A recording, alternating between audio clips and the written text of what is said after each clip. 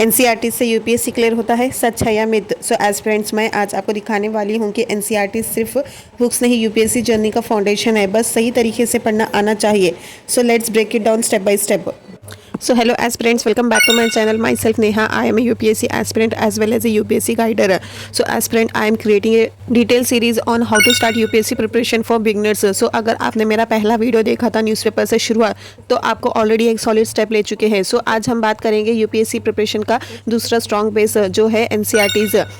तो चलिए शुरू करते हैं आज का वीडियो. और सबसे पहले ये समझते हैं कि एनसीईआरटीज़ क्यों इंपॉर्टेंट है. So aspirants, NCERTs directly government source से आती है, तो फैक्ट्स रिलायबल होते हैं और लैंग्वेज भी सिंपल होती है, कॉन्सेप्ट्स क्लैरिटी मिलती है और प्रीलिम्स और मेंस दोनों के लिए बेस बनाते हैं. और हाँ, यूपीएससी ने पिछले कुछ सालों में एनसीईआरटी से डायरेक्ट क्वेश्चंस पूछे हैं, तो बिना एनसीईआरटीज़ के यूपीएससी बेस तैयार ही नहीं होता. इसलिए एस्पिरेंट्स, आपको एक स्ट्रॉन्ग शुरुआत करना है तो पहले एनसीईआरटी से ही शुरू करिए. सो एस्पिरेंट्स, अब आपके मन में एक सवाल आता होगा कि कौन सी एनसीईआरटीज़ पढ़नी है, किस क्लास की पढ़नी है और कौन से सब्जेक्ट की. सो मैं आपको detail subject wise break down करके बताती हूँ. सो पहला सब्जेक्ट है हिस्ट्री.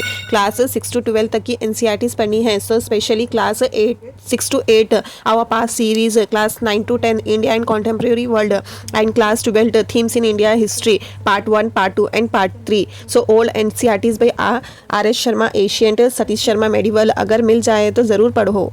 सो नेक्स्ट सब्जेक्ट देखते हैं ज्योग्राफी. आपको क्लास 6 to 12 तक के इंपॉर्टेंट है. सो आपको ये करना ज़रूरी होगा, इससे आपको कॉन्सेप्ट क्लैरिटी अच्छे से मिलती है. So specially class 11 fundamentals of physical geography and India physical environment और क्लास 12 के human geography and India people and economy. So ये बहुत इंपॉर्टेंट है एनसीईआरटीज़. आपको इसे डिटेल में करना होगा, कॉन्सेप्ट क्लैरिटी अच्छे से लेना होगा, क्योंकि अगर आपको कॉन्सेप्ट समझ में नहीं आएगा तो आपको कुछ भी पढ़ के फ़ायदा ही नहीं होगा. इसलिए पहले कॉन्सेप्ट को समझने की कोशिश करिए. सो नेक्स्ट सब्जेक्ट देखते हैं polity. Class 9, 10 and 11th democratic politics and Indian constitution at work. So aspirants, this NCERT is build a great base before reading Lakshmikant. So next topic है economics. Class 9 to 12, class 11th Indian economic development and class 12th intro to macroeconomics, very helpful in economy basic. So next subject है science. Class 6 to 10th just basic समझने के लिए, कोई deep science knowledge नहीं चाहिए, बस NCERTs level का logic. So next subject है art and culture. So optional but useful. So इसके लिए आपको क्लास 11 की NCERT and introduction to Indian art ये पढ़ना होगा. ये बुक कल्चर के लिए यूजफुल होती है, specially GS paper 1 and prelims के लिए. सो नेक्स्ट अब बात करते हैं कैसे पढ़ना है. एक एक स्टेप बताती हूँ, प्लीज़ नोट कर लेना. सो स्टेप फर्स्ट रीडिंग एक स्टोरी बुक जैसे पढ़ो, समझने की कोशिश करो, रटा मत मारना. यहाँ पर नोट्स बिल्कुल मत बनाओ फर्स्ट रीडिंग में. So second step second reading, यहाँ पर इंपॉर्टेंट लाइंस को हाईलाइट करो, अंडरलाइन करो. सो देखो यूपीएससी क्या पूछ सकता है, focus on concepts and facts.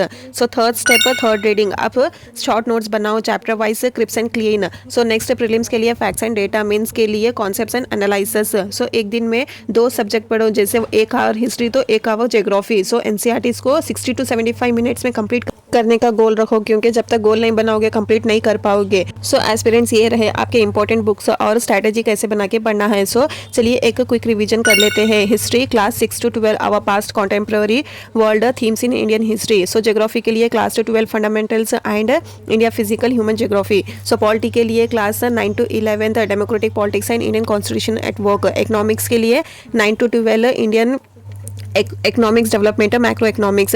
Science के लिए 6 to 10 basic concept understanding. Art and culture 11th and introduction to Indian art. So aspirants, NCERTs का 2 से 3 बार रिवीजन हो जाए तो तब जाके स्टैंडर्ड बुक्स को स्टार्ट करो. सो पॉलिटी के लिए आप एम लक्ष्मीकांत, मॉडर्न हिस्ट्री के लिए स्पेक्ट्रम, ज्योग्राफी के लिए जीसी लियोन और इकोनॉमी के लिए संजीव वर्मा या कोचिंग नोट्स ये देख सकते हैं, या फिर आप मृणाल सर के नोट्स भी देख सकते हैं, वो भी बहुत अच्छे नोट्स है. सो एनसीईआरटीज़ के बिना डायरेक्टली इन बुक्स पे जंप करना वेस्ट ऑफ टाइम होगा. सो फर्स्ट एनसीईआरटीज़ को कंप्लीट करो और उसके बाद स्टैंडर्ड बुक्स को स्टार्ट करो.